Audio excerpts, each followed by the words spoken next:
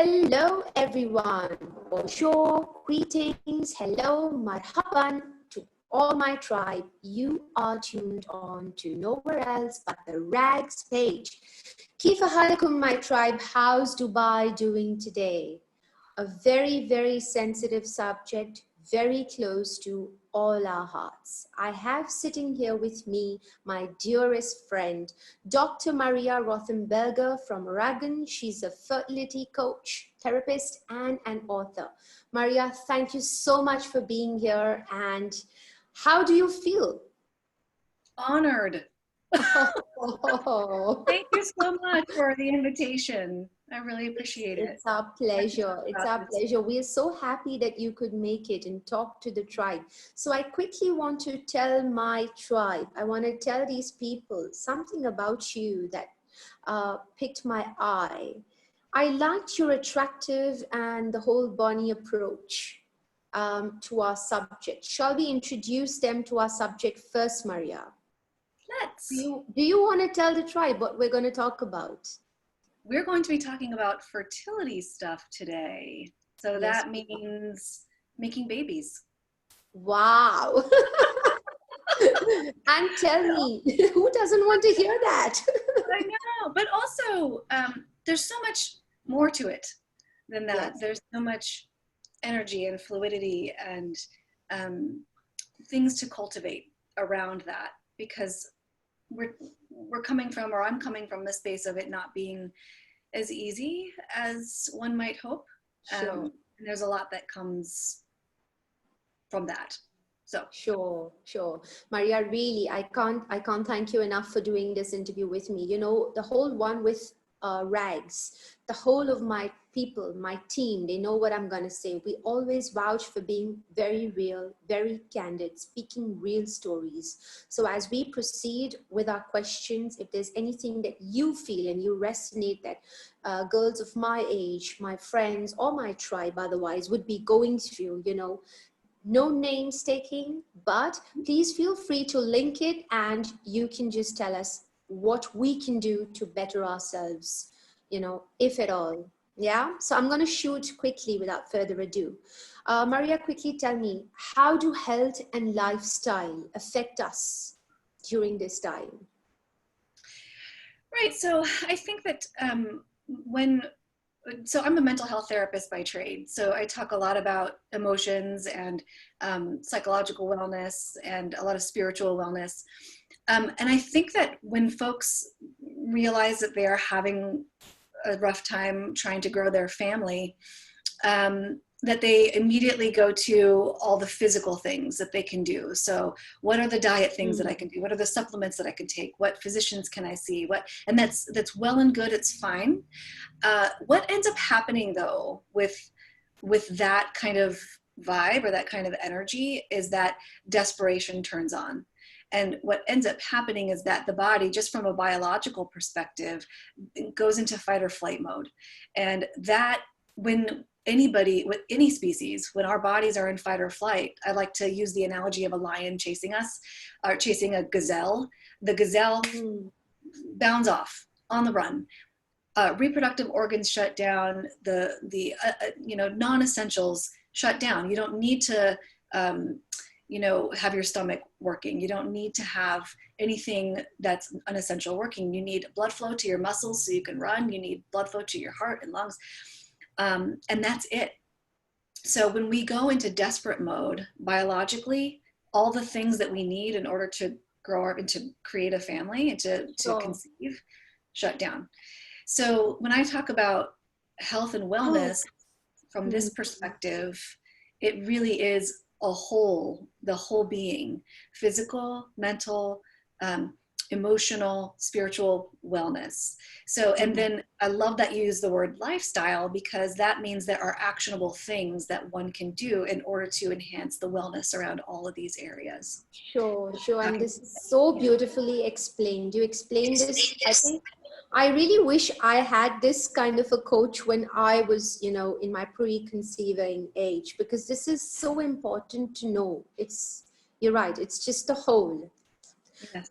Okay, our next question, Maria, for you should be, so how is a diagnosis made and what does that mean?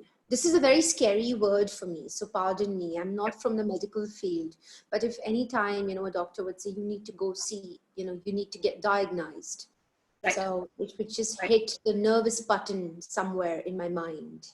Yeah, yeah, right. And you're not unlike many people, because diagnosis implies there's something wrong, right? Sure. As a coach, so here's where I wear two hats, right? So there's the mental health therapist, and then there's the coach. A mental health therapist comes from that medical model where it's okay, there's something wrong that needs to be diagnosed, and we need to bring you to wellness. A coach recognizes that, oh, there are some strengths and there's some areas that need to be fine-tuned to make you better than you've ever been. So I like to use, I'll use this deck for a marker. So here's just a horizontal line. Here's your baseline. When you are looking for a diagnosis, it's because you're below baseline.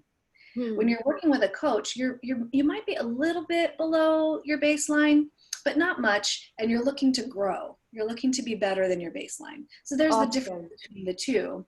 When you a fertility diagnosis, and I don't like to use the word infertility because to me that's very final. I like to reach for fertility, right? I want to go here. Yeah. I don't want to stay down here. But I loved that about you when we spoke last time. I think that in itself is such a healer. It should give everyone such a kick when you say that.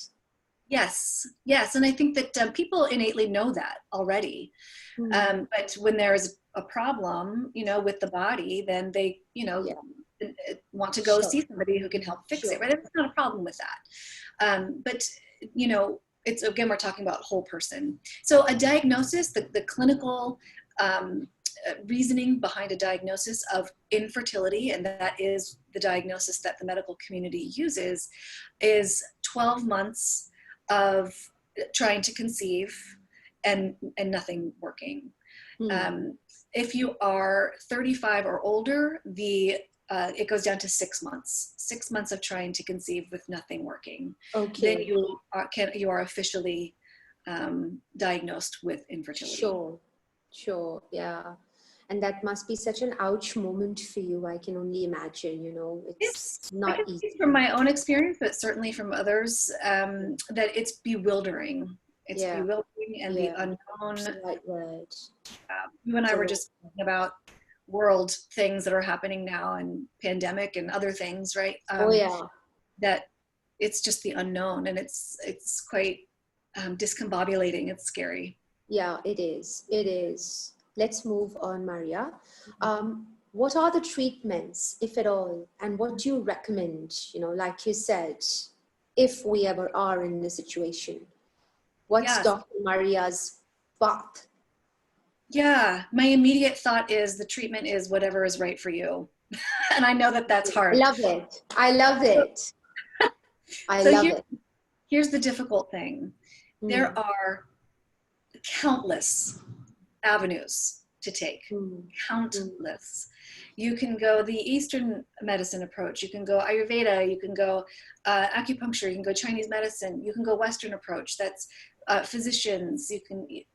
You can do so many things. The problem comes when you are in desperate mode and you try all the things. All the things. Sure. Dr. Google, tell me what to do. I hear you well. Try all the things. That is not coming from a place of cultivating parenthood or motherhood or peace or ease. If you say, this is what I ask folks to do, narrow it down to 2 choices just for this moment, and hold one in your hand. I want to try acupuncture. I want to try IVF, which is in vitro fertilization. Which one feels lighter? Which one feels a little bit easier? They probably won't feel both perfect, but which one feels a little lighter? That is your next move. I talk a lot about intuition. And so paying attention to your internal guidance system is what matters most. So which treatments to try? It depends on who you are. Some people absolutely no IVF, no Western medicine at all. I was one of those. I was absolutely about Eastern medicine in the beginning. And then things change and it's okay. We're in a Yeah, fluid it's world. okay. Yeah, yeah. So is it all right to ask you on this point, when you said that go with your intuition, does that work? Did that materialize? Oh goodness, yes. You Just say know, intuition, by the way, you can ask me anything. I'm an open book. So thank you. intuition, I find, is the most efficient way to move through anything, not just fertility struggles, but anything. Intuition is an amazing guide. I like to think about it because I come from, I'm not medically trained, but mental health trained as a medical model. And I come from a family of engineers, right? So we're very left-brained, analytical, 1 + 1 always equals 2. Sure. But when you bring in your intuition, your intuitive part, it's not 1 + 1 = 2. It's, I like No. to say, sometimes 1 + 1 = giraffe. I don't know. Like, Sure. Yeah. Yeah. yeah. And I read you. When you said that, I read you. That's why I asked you, because I have so many friends who often have this in their heads. Also me. Why my friends? Also me. Like you said, when you really hit, when you hit the storm and when you're in the storm, sometimes the mind cannot think. We don't think right. And that's perfectly normal. That's why I asked you, about the intuition. And I'm so happy you just spoke from the heart. Yeah, I always do. Right. Yeah. I When you're know, right. I know. I love that about you. Yeah. When you're in the midst of the storm, well, biologically, what's happening in the brain is where our thinking brain is. This is executive function, the frontal lobe, where we can reason and be logical. That is offline. And all that's online is the back of the brain here. That's very fear-based, got to stay alive, which is fine. It's how our biology is meant to work. Sure. But making decisions from that space, no bueno. Yeah. Well said, Maria. Okay, so you spoke about allowing yourself to let go. I was reading about this. I know now this is linked to our previous point. What's the idea behind this, Maria, in one's fertility journey? Yeah, gosh, letting go could be, it needs to be its own episode. The letting go process, first of all, is very scary for people because we want to have control. There's nothing wrong with that, right? We all want to have control. But when it comes to fertility, that control piece is everything that we've already talked about, being in that desperate place. Do all the things. Come on, what can I do next? Yeah. Desperate feeling, which is not good for fertility. So letting go doesn't mean, I like to say letting go does not mean giving up.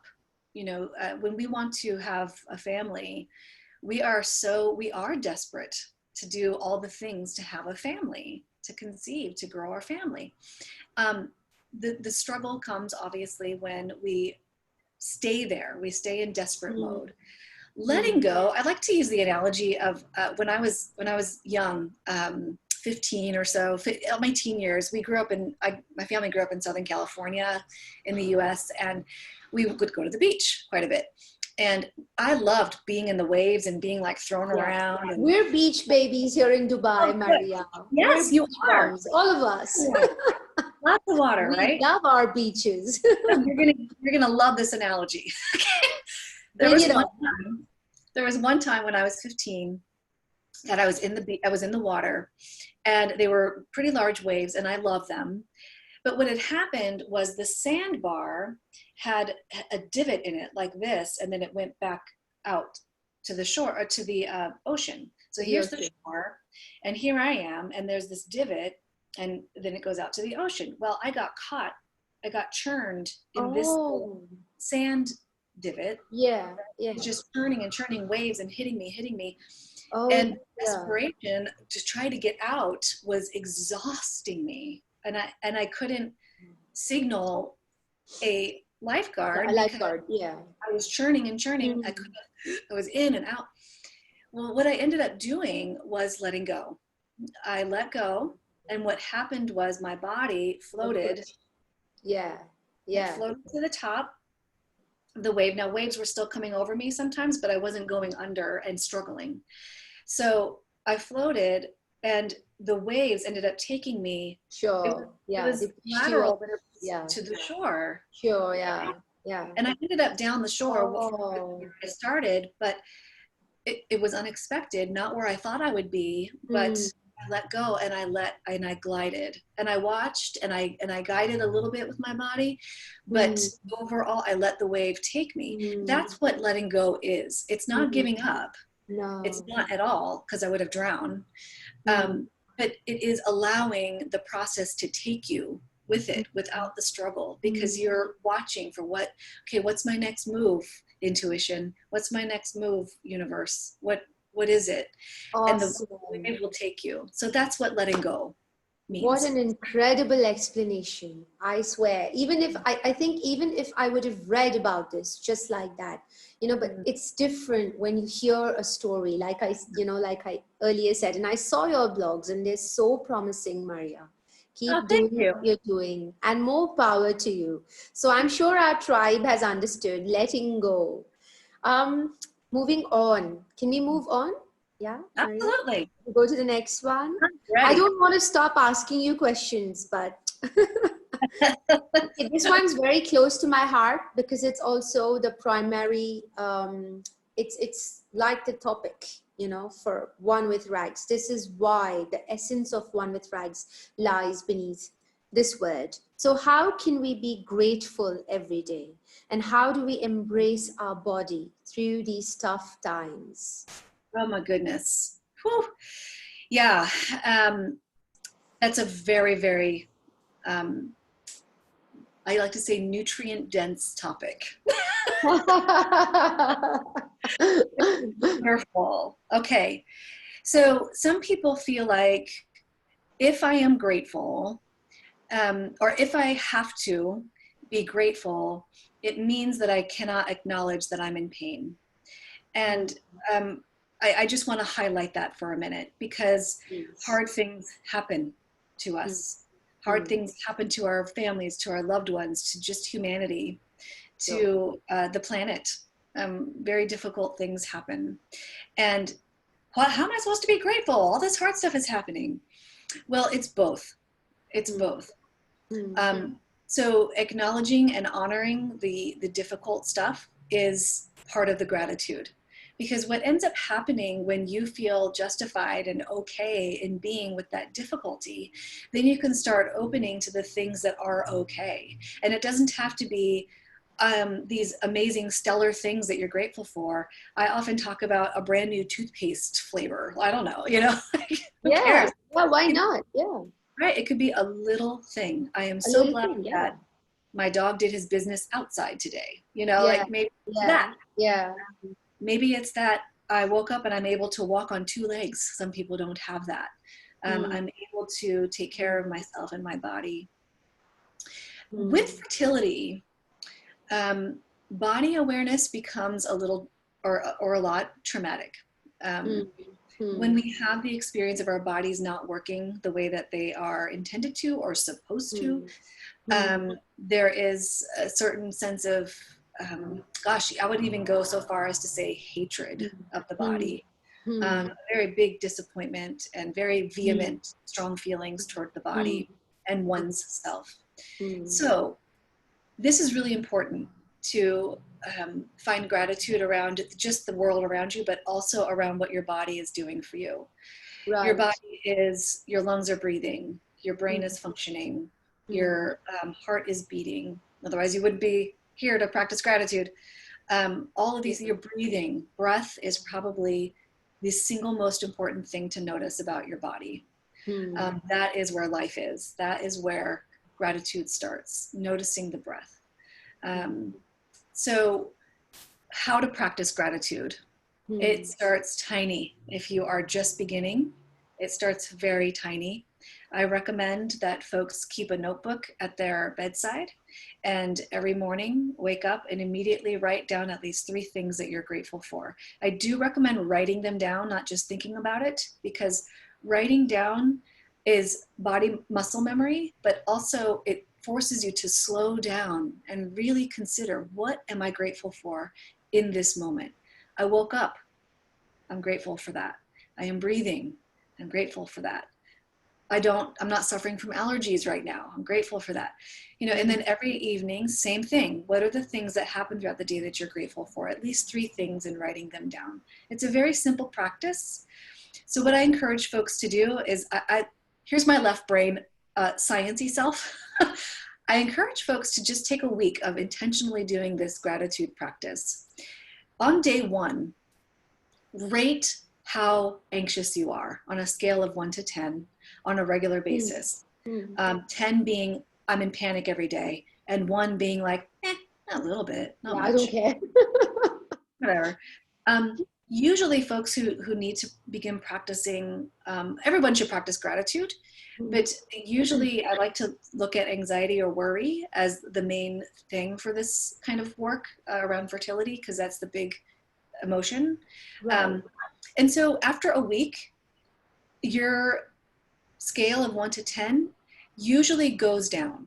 It doesn't matter if it's a half or 5 points, it doesn't matter, but it will usually go down after just 1 week. Imagine 90 days of a gratitude. How awesome is that? How awesome is that? Yeah. So when you talk to your patients about it like this, let me use the word Dr. Maria for this one. What's the first reaction that you get? What's the real reaction? Say if I was a patient and if you were to talk to me and if you were to say, Rags, this is what you have to do. How would I react when I hear this for the first time? Because it's not very easy to understand and to let this thought settle down. You know what I'm saying, right? You know where I'm coming from. Because we're going through so many emotions. It's like a roller coaster inside of our heads. So what's the initial reaction? I want to know this. Yeah, it varies on the person, but I did mention one already. First of all, I'm allowed to be mad. I'm allowed to be upset. I'm allowed to be sad. I'm allowed to be anxious. I'm allowed to be, so that they're looking for justification. Or, I know, I should be more positive. I know. So there's a shame around it. Yeah. Oh dear. Yeah. And I want to clarify, feelings of gratitude are not about being positive. They're not about being positive at all. I love, one of my favorite quotes is by Dr. Deepak Chopra. He says, even a positive mind is a turbulent mind. I know this one. Yes, because we're grasping, what's the next thing I can be happy about or positive about? We're not looking for that. We're looking for peace and ease. And gratitude is just looking at your body and your world around you and saying, that's actually going okay right now. It doesn't have to be, that's amazing. No, it could be, that's actually okay right now. I have my cup of tea. I'm talking with Rags. This is going pretty okay right now. This is amazing. Oh. You know? I'm blushing. I'm pink. Okay. Now, that's the vibe that we're going for. Yeah. Let's move on, Maria. I can't get enough of your answers. I just knew this interview is going to be like this. Okay, quickly moving on. Infertility is the wind and I am the bamboo. Yeah. It's spectacular. And no one else but Dr. Maria has written this. Viewers, go and hit her a follow and all of us must follow her. So let's talk about this, the whole bamboo. I loved it so much that I even called that topic. Did you see that? It was called I Am the Bamboo because I believe so. Yeah. So tell my viewers. Thank you for that. So I'll give you a little background on that. Sure. I wrote that when I was in the midst of infertility. And actually I feel a little emotional talking about that because I remember the blog post that I put the actual blog post in my book that's coming out in the fall. I was writing about, I had made a mistake at work. I was so wrapped up in my infertility stuff that I wasn't thinking straight. You know, you're in crisis mode. Yeah, sure. So I made this mistake and I went to someone to tell him that I had made a mistake for one of his clients. And I expected to be berated because that's what I felt I deserved. And he turned to me and he goes, I mean, it is what it is, right? It's fine. Just do what you gotta do. And I went, holy crap. He took Like, it. what? Holy cow. So that's the background of it. And I wanted to describe what that was succinctly. Now, how I came up with Be the Bamboo is because I was reading simultaneously at that time a book about women's health. And it was someone who specializes in fertility stuff. But this was a big just genre around women's health and how to handle, from an Eastern perspective, feelings of unwellness and difficulty and strife and moments like Very that. difficult. Mistake making. So she was talking about what strength means, because we talk about in the fertility world, fight, you know, be a warrior. And I'm not about that. I have a different message around fertility. I don't think that being a warrior and fighting anything makes the thing stop. I think that focusing on peacefulness and resolution and compassion and ease, that's what makes the thing take a back seat. Sure. So she was talking about strength in the context of an oak tree. So we like to think of strength like an oak tree. You know, its roots are firmly planted in the ground. Right, very sturdy. Yeah. Very sturdy and big and years old. But if you have a crisis, like a hurricane blowing through, a giant oak tree can snap right into. No problem. No problem, yeah. No problem. Now, if you are a bamboo tree and the same hurricane blows through you, you might lie down for a little while, crisis mode. I'm lying down for a little while, taking stock. But once the hurricane passes, you slowly pop back up. Rise. Oh. Into your strength again. Fab explanation. Right? You haven't cracked. Yep, you were down for a while, but you are back up, ready to take on the next hurricane. Yeah. Sure. Yeah. That's what that means. And so when I talked about infertility being the wind, it was like being the hurricane. I am the bamboo. I am the bamboo. I can handle these waves. I can handle these blows. I will come back up. I will pop back up. It'll take I will rise. I will rise. And to this, I want to tell my viewers, be gentle to yourself, everyone. We're all doing our best at the end of the day, aren't we, Maria? Sure, we sure are. Yeah. Every bamboo tree will rise at its own pace. So I agree. Somebody else will be a week from now. It's okay. Right. And I'm sure many agree, actually, you know.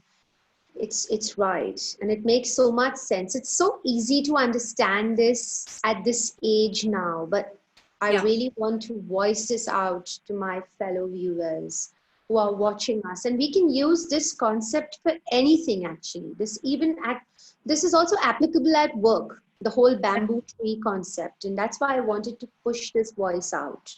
You bet. Right. It's absolutely. Most of the things that I talk about, yes, they're focused on fertility, but I could resonate even just like that, you know, it all makes sense.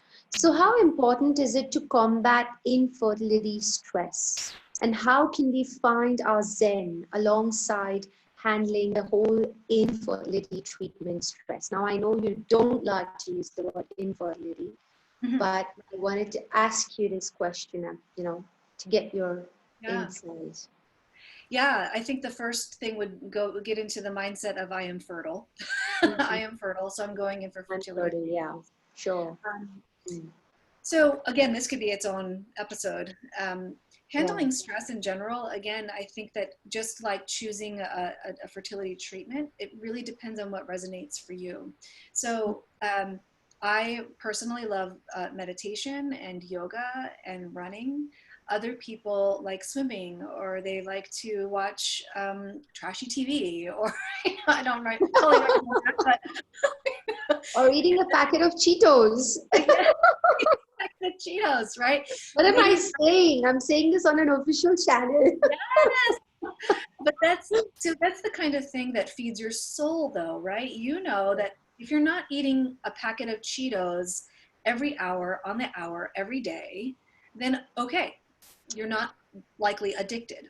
Right. But if you're having a packet of Cheetos because it feels like, oh, I love this. It feels so good to my soul, my spirit right now. That counts. That matters.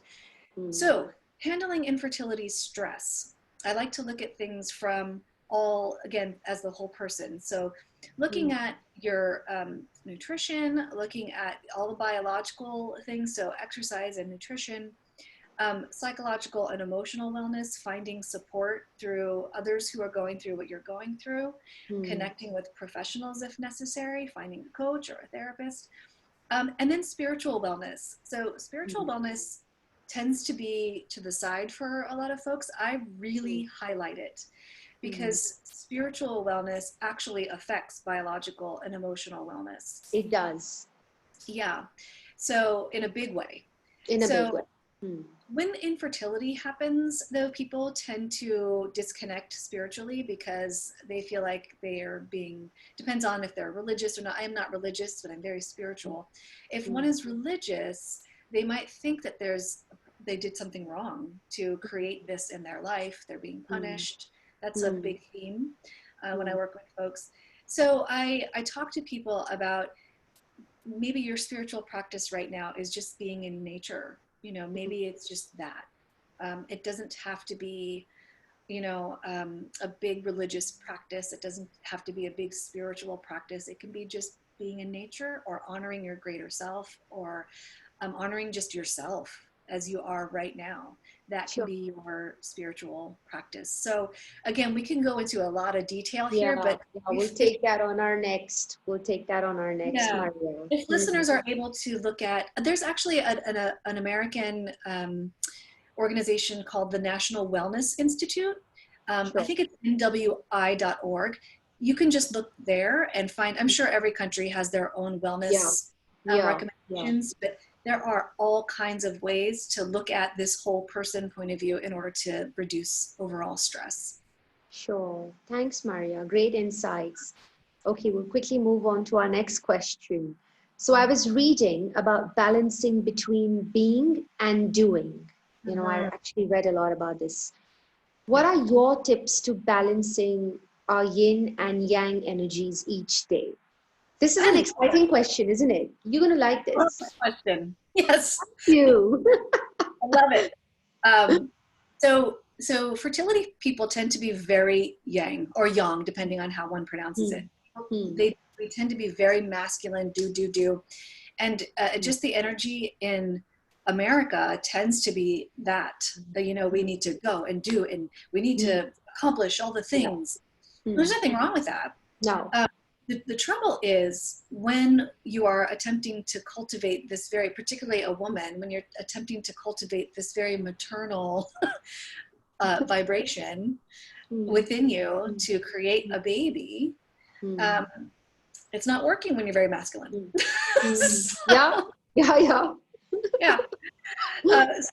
So just, again, there are many things that one can do to balance the two.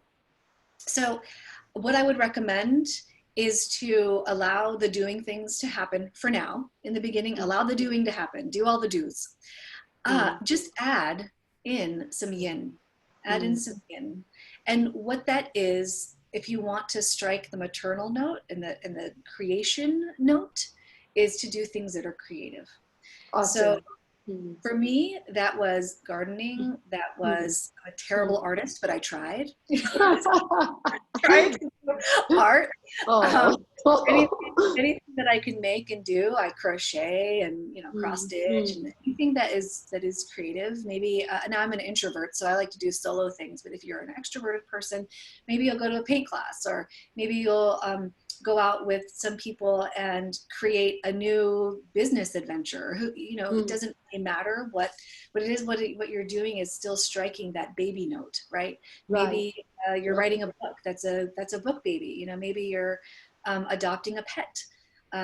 That's maternal. So anything that feels maternal, creative, paternal, that is very yin energy. So what fabulous concept, what will end up happening is folks will realize that the yang energy, the yang energy is not as necessary as it used to be. Excuse me, because Right. One is in creative mode. It's Right. a great calming feeling that yang can go to the, or yang can go to the side for a little bit while I practice my yin. Yin. And so naturally, and everybody's balance is different, right? So like someone could be 80-20, 80% Yeah. yang and 20% yin, or the opposite, or 50-50, 60-40, doesn't matter. Whatever works. Everyone needs to find their own balance. Yeah. Sure, sure. Beautifully said. Thanks, Maria. I'm going to quickly go on to the next question because I can, we have to push this on IGTV. So you've spoken about the importance of holding your highest intention during the COVID-19 pandemic. Can you highlight just the high points? Maybe just a quick tip that you want to... Yeah, and there are other things going on in the world now too. So holding intention. What intention means is, what are your ultimate wishes for yourself? And I don't mean anything tangible, like I want a new sports car. It's not that. It's not gonna happen. It's not that. It's what do I intend, and I recommend, here's a quick tip. Just look at today. Just look at today. How do I want today to go? How do I want to feel today? Not the particulars to get there. How do I want to feel today? Perhaps today I want to feel successful. And then you put that out there. I'm going to feel successful today.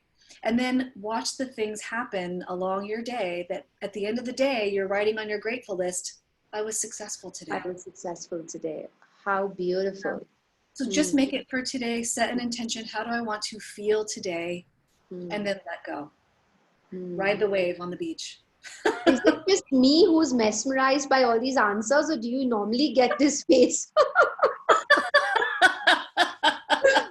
Please tell me. I'm glad you're resonating. Oh. Yep, this is my resonating face, guys. Now everyone knows. See, Maria? Okay, the last question, Maria. When do you think one should see a therapist? Again, it's a very ouch line, but... Very good question, though. Very good question. So this one's really clear. If you are finding that you cannot function as well as you would like to during your day, it's time. Okay. Some folks will, particularly folks who are struggling with fertility, will find that they cannot concentrate as much. They are having crying spells. They are panicking. They don't want to cook dinner. They don't feel like doing anything fun that they used to find fun.